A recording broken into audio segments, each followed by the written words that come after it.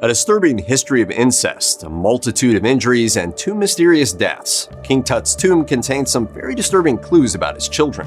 The ancient pharaohs of Egypt lived fascinating lives, and their legacies have captivated the masses for centuries. Of course, the Egyptian tombs were meticulously crafted and majestically preserved, and the tomb of young King Tut is perhaps the most alluring of all. In it lies a wealth of antiquated objects and a disturbing truth about his children.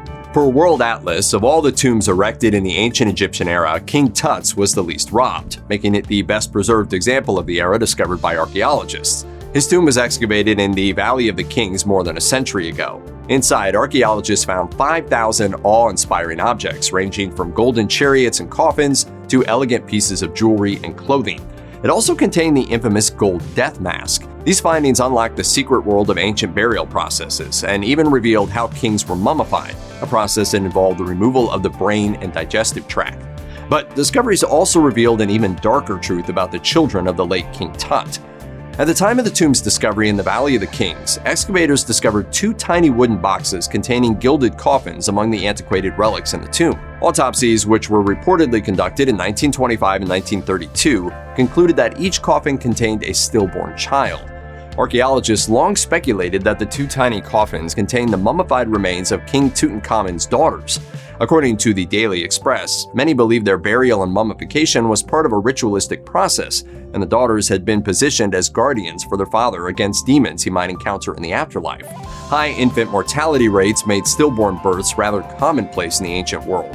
However, the fact that these 2 tiny skeletons were meticulously mummified and placed alongside the king made their presence special, to the point of being spiritual. Later, testing confirmed that these were indeed the stillborn daughters of the 19-year-old king. And that's not all. Radiographic imagery suggests that the larger coffin belonged to a nearly full-term baby whose gestational age could have been as old as 37 weeks. The smaller skeleton is believed to have exhibited a gestational age of 25 weeks. Sadly, this imagery also revealed that both mummies showed congenital abnormalities. It also revealed cranial fractures and malformities that typically come as a result of ancestral relations between closely related family members. Defects were observed along the feet, arms, and spine of the larger mummy, including a dislocated clavicle and displaced shoulder on the left side.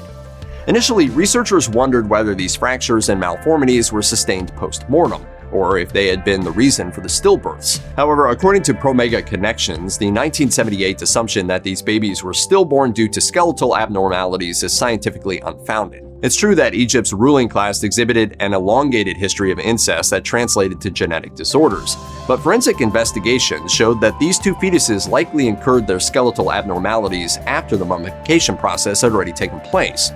While science has mostly ruled out incest as the cause for these stillbirths, the reason the babies did not fully develop remains an enduring mystery.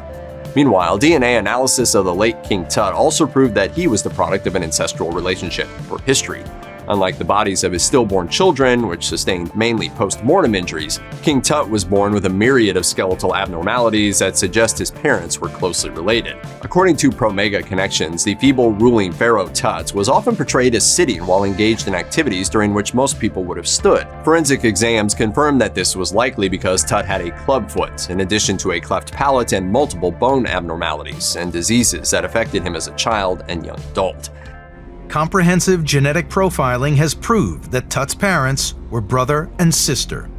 Since then, some scientists have expressed opposition, claiming the king's malformities took place after 3 successive generations of first cousins married and mated. Regardless of which theory is correct, the fact remains that there was significant inbreeding taking place amongst the ruling Egyptian leaders, much to the detriment of their offspring.